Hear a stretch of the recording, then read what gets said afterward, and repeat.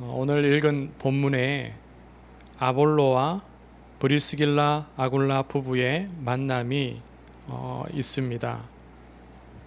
아마도 바울이 안디옥 교회에 가 있는 동안 일어난 일인 것 같습니다. 아볼로에 대하여서 24절에 이렇게 말하죠. 이 사람은 언변이 좋고 성경에 능통한 자라. 아볼로는 뛰어난 석학이자 또 웅변가였습니다. 회당에서 유대인들을 가르칠 정도로 유대인들에게 유대인 공동체 안에서 인정받는 사람이었습니다.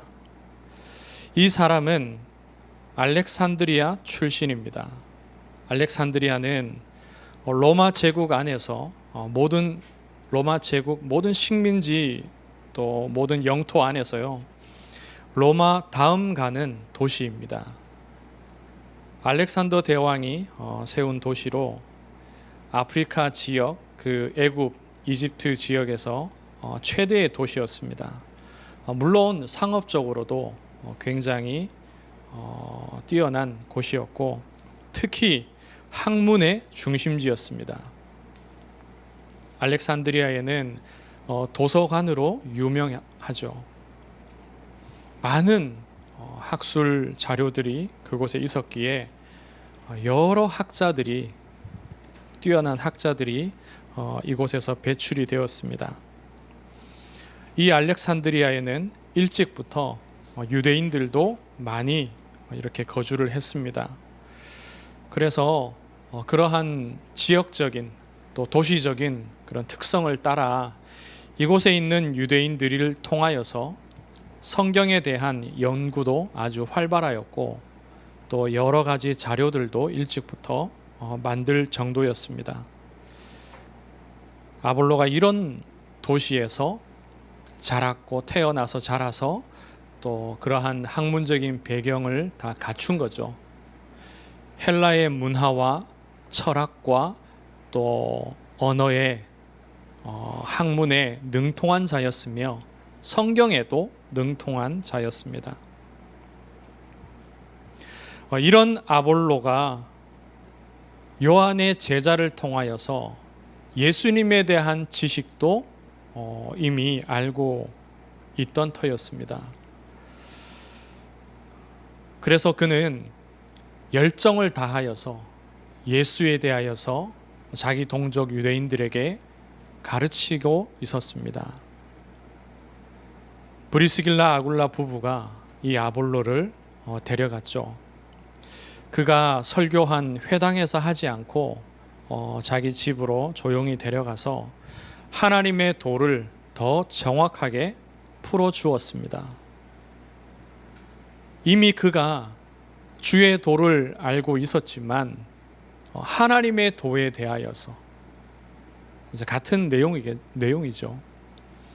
예수에 대하여서 알고 있던 지식을 주의 도라고 지금 말씀하고 있는 것이고 하나님의 도라함은 예수님의 전달한 말씀을 비롯해서 또 예수에 관한 모든 성경의 내용과 또 예수를 이 땅에 메시아로 그리스도로 보내신 그 하나님에 대한 내용까지를 다 포함하는 의미하는 그런 말입니다. 이 하나님의 도는 자기 아들을 메시아로 보내는 하나님의 계획을 말합니다. 그 아들을 메시아로서 십자가에서 죽게 하시고 사망을 이기고 부활하게 하시는 하나님의 뜻을 말씀합니다. 그리고 자기 아들을 이 땅에 더 두지 아니하시고 부활 이후에 승천하게 하시며 그리고는 예수를 대신할 하나님의 백성을 도울 성령을 내려보내시는 하나님의 도를 말씀합니다. 하나님이 오늘 우리에게 주시는 메시지가 무엇이냐? 첫째, 복음을 더 깊이 알게 하리라. 브리스길라 아굴라 부부를 통해서 아볼로에게 더 정확한 하나님의 도가 선포되었습니다. 그러나 이 일은 하나님이 계획하신 일이고 하나님이 준비하신 만남입니다.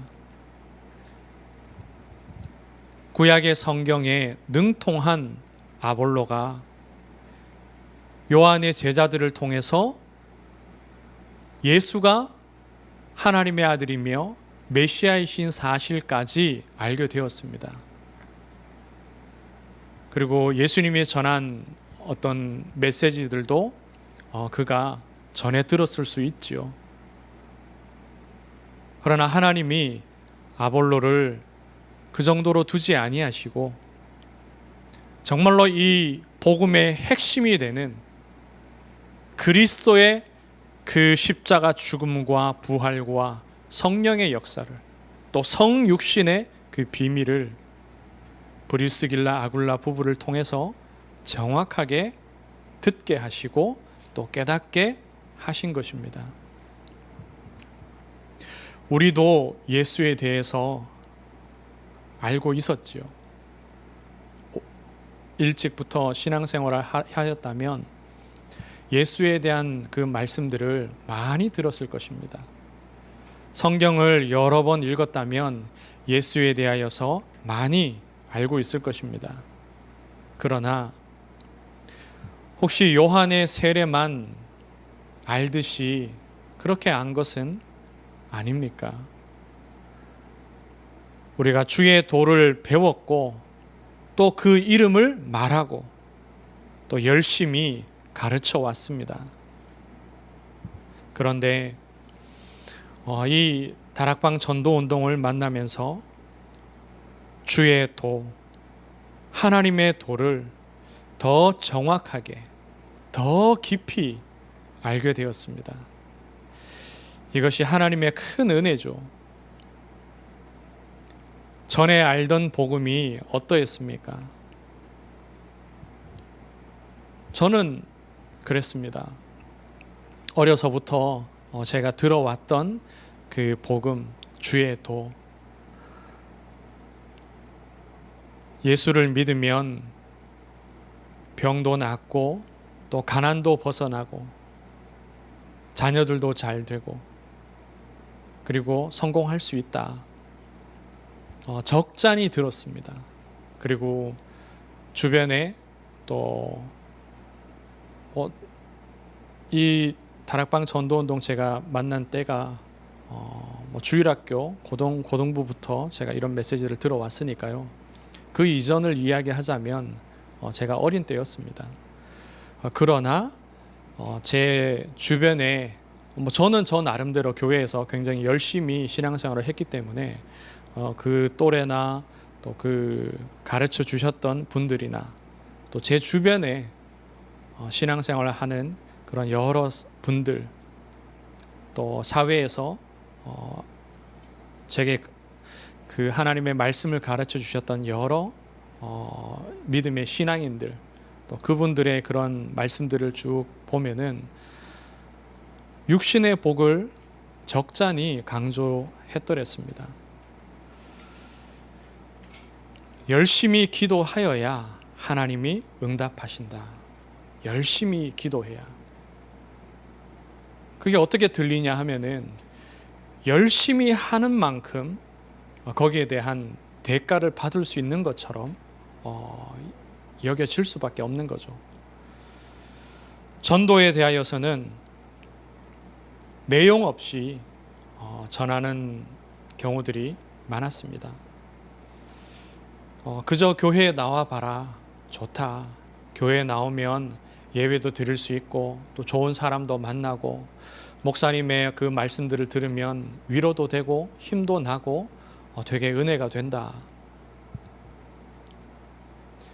그리스도 예수의 영생의 복음보다는 무언가 육신적인 여러 가지 정서적인 그러한 평안함이나 기쁨이나 또 그런 육신에 잘 되는 것들에 대하여서 메시지를 많이 들었더랬습니다. 선하게 살고 본이 되는 삶이 곧 예수님이 말씀하셨던 빛과 소금의 역할로 많이 들었습니다. 그리고 그렇게 살아야 천국에 들어갈 수 있는 것으로 또 말씀들을 받았었고요. 제가 이 그리스도의 복음을 더 깊이 알고 더 정확히 알게 된 이후에야 제가 한국 교회의 그런 모습들을 보면서 많이 놀랐더랬습니다. 어느 날 누구를 만나기 위해서 길을 가다가 바닥에 떨어져 있는 전도지를 발견했습니다. 아마 주변에 있는 교회에서 전도지를 나눠주며 거리에서 전도를 했겠죠. 그래서 바닥에 떨어져 있는 전도지가 저는 되게 마음이 쓰여서 그냥 주워서 한번 주운 김에 읽어봤더랬습니다.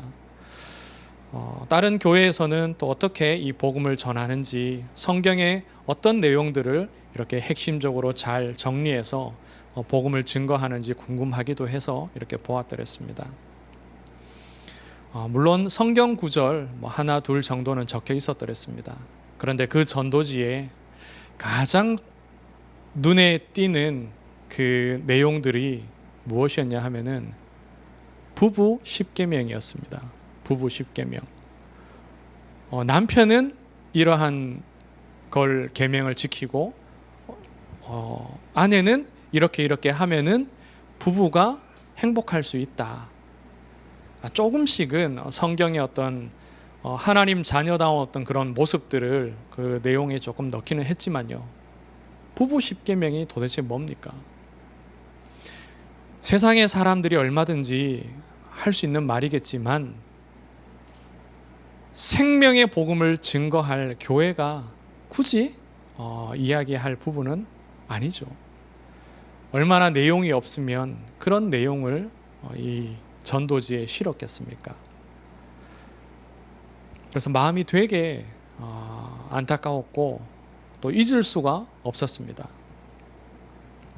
인생의 근본 문제가 무엇인지 하나님이 은혜를 주셔서 이 복음을 더 깊이 알고 듣게 해주셨죠.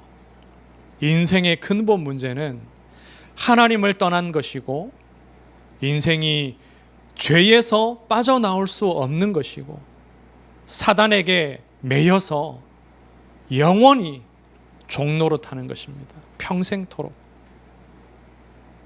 그저 질병 가운데 있고 가난하고 어렵고 무식하고 하는 일마다 실패하고 그것이 인생의 근본 문제가 아닙니다. 인생 문제의 근본은 영적인 것입니다. 우리를 지으신 하나님을 떠난 것이 첫째 문제요. 하나님을 떠난 그 자체가 바로 인생의 원죄입니다. 그리고 이 원죄는 반드시 재앙이 따라올 수밖에 없습니다. 여기에서 헤어나오지 못하는 것이 인생의 둘째 영적 근본 문제죠. 그리고 마지막으로 세상의 공중 권세 잡은 자, 그 사단을 아비라 부르며 알지 못한 채 아비로 섬기고 따라가며 우상숭배하며 그렇게 매여서 살아가는 것이 인생의 근본 문제입니다. 그리고 하나님이 우리에게 이 복음을 얼마나 정확하고 또 깊게 알게 하셨습니까? 하나님 떠난 그 인생들의 상태가 어떠한지 우리로 하여금 알게 하셨습니다. 왜 인생이 설명할 수 없는 그러한 실패로 계속 반복되며 고통당하느냐? 그것이 하나님을 떠난 것이고 그것이 우상숭배의 결과이고 그것이 사단 마귀의 자녀된 종된 결과라는 사실을 우리가 이 말씀을 들어 알게 되었습니다. 그리고 여전히 육신적으로 정신적으로 매여서 고통받다가 결국 지옥 갈 수밖에 없는 그 사실을 성경에 이미 있는 내용이죠. 그런데 우리가 보지 못하고 깨닫지 못한 사실들입니다. 당대에만 끝나는 것이 아니라 이 영적인 문제가 아담과 하와로부터 우리에게까지 전달되듯이 후대에게 계속해서 전달되는, 대물림되는, 그 반복되는 그러한 문제 또한 있다는 사실을 우리가 알게 되었습니다. 그 말씀을 듣고 보니 우리 개인의 삶과 우리의 가정과 우리의 가문이, 그 가문의 문제가 그대로 여실히 확인되었죠. 그래서 왜 그리스도만이 해답인지를 우리가 결론 내리게 되었습니다. 인생의 문제는 영적인 것이 근본 문제이기에 이 세 가지 문제를 해결하신 분은 오직 그리스도밖에 없습니다. 하나님의 아들 되신 예수께서 이 땅에 사람의 몸을 입고 오시고 십자가에서 죽으시고 사망과 사단의 권세를 이기고 부활하심으로 인생 근본 세 가지 문제를 다 해결하셨습니다. 사람의 몸을 입고 선지자로 오셨고, 십자가에서 죽으심으로 제사장의 일을 하셨고, 사망의 권세를 이기고 또 사단의 권세를 이기고 부활하심으로 왕의 일을 이루셨습니다. 선지자와 제사장과 왕에게 감람나무에 기름을 부어 그 사명을 맡기죠. 그 역할을 맡깁니다. 그렇듯이 예수님께서 성령의 기름 부으심을 받고 선지자와 제사장과 왕의 일, 곧 그리스도의 일을 다 이루셨습니다. 그리고 이제는 이 그리스도를 영접함으로 하나님의 자녀가 되고 전도자가 되고 영적인 군사가 되는 것입니다. 우리가 이 땅을 사는 이유가 무엇입니까?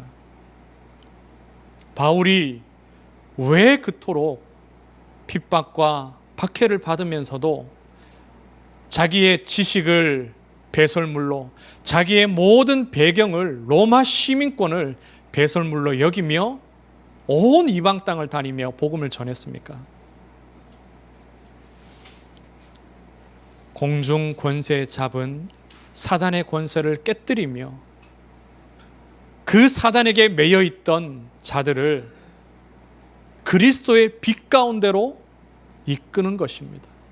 하나님의 자녀 삼는 것이 바울이 남은 평생에 그가 하나님으로부터 받았던 사명입니다. 하나님이 이것을 우리에게 주셨습니다.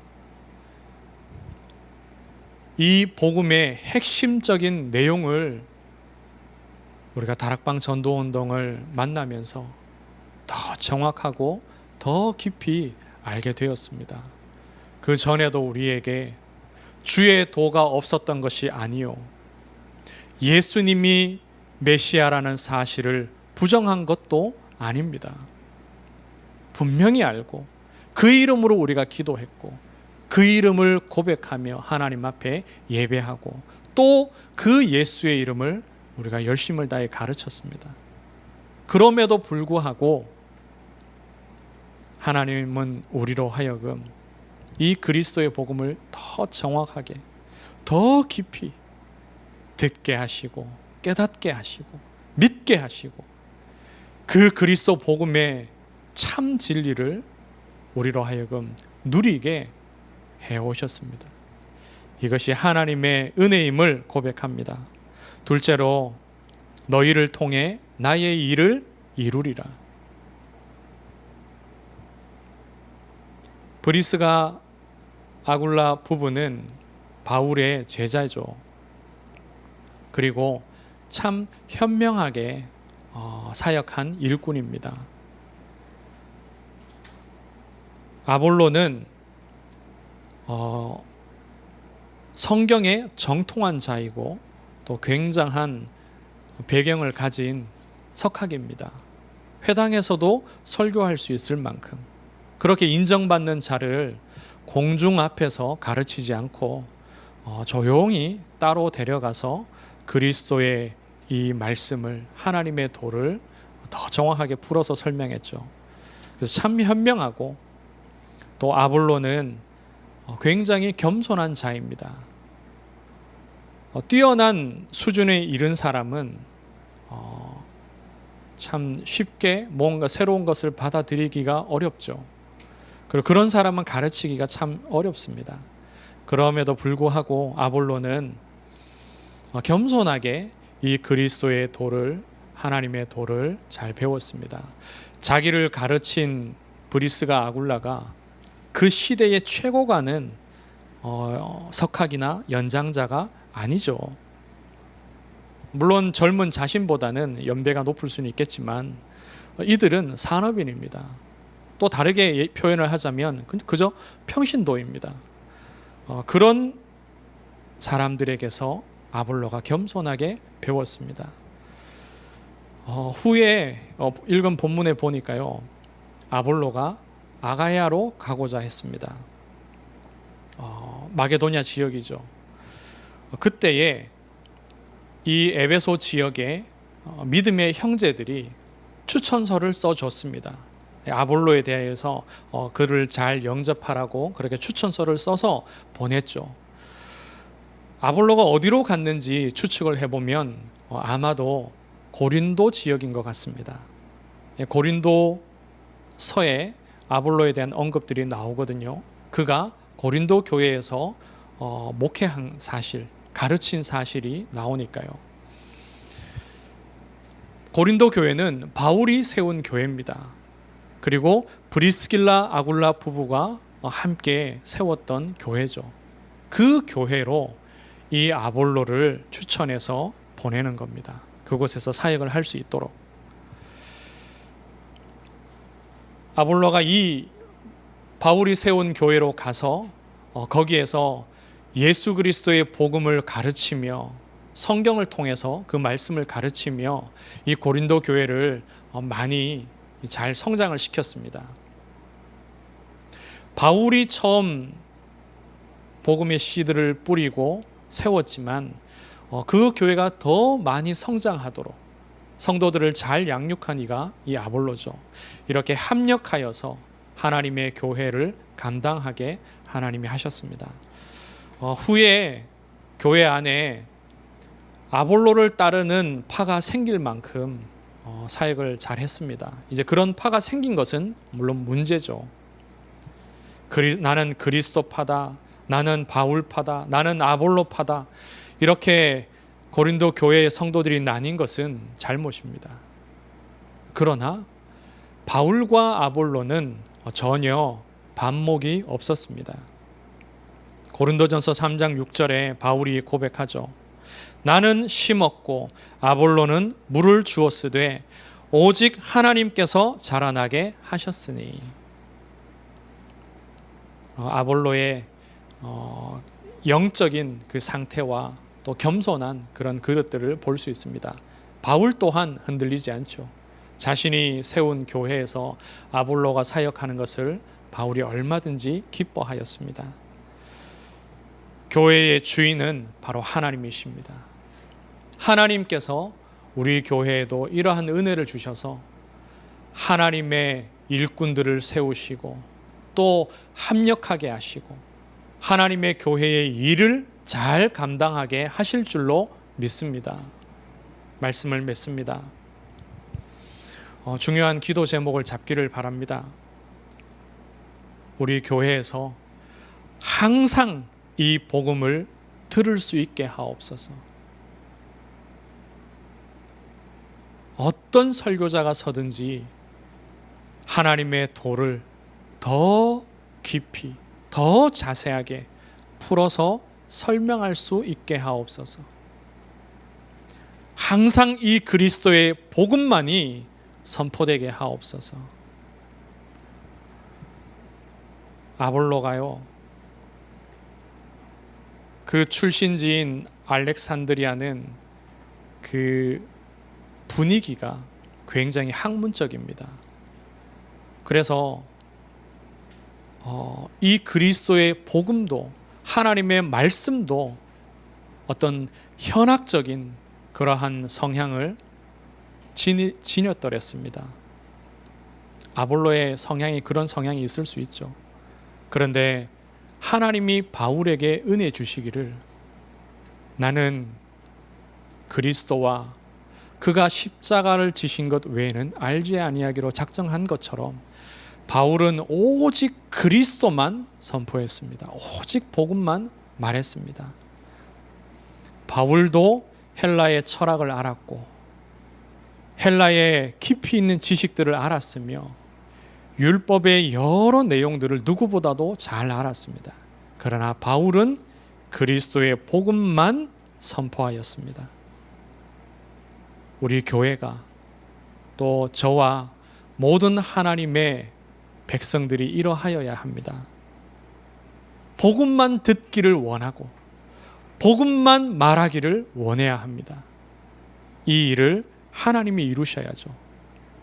하나님이 그렇게 하시기를 기도하시고, 또 우리가 성령에 사로잡혀야 됩니다. 하나님이 성령을 통해서 그렇게 하시니까 성령에 사로잡혀서 복음을 전하고 성령에 사로잡혀서 복음을 들어야 합니다. 또 성령께서 깨닫게 해 주셔야 됩니다. 그리고 더 기도할 것은 세계복음만을 이루는 교회가 되게 하옵소서.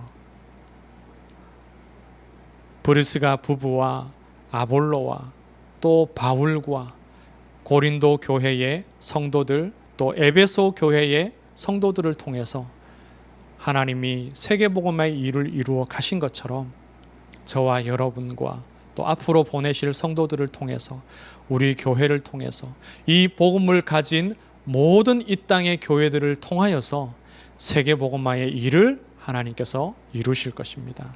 이 약속을 붙잡고 기도하시고 주의 응답을 누리시기를 주의 이름으로 축원합니다. 하나님, 은혜를 감사합니다. 주의 영으로 우리를 붙드시고 이 복음을 듣게 하시고 깨닫고 누리게 하시며 또한 증거하게 하옵소서. 그리하여서 하나님의 뜻이고 소원이신 세계복음화의 일을 이루게 하옵소서. 하나님 영광 받아 주옵소서. 하나님, 후대들을 렘넌트로 세우시옵소서. 살아계신 예수 그리스도의 이름으로 기도드리옵나이다. 아멘.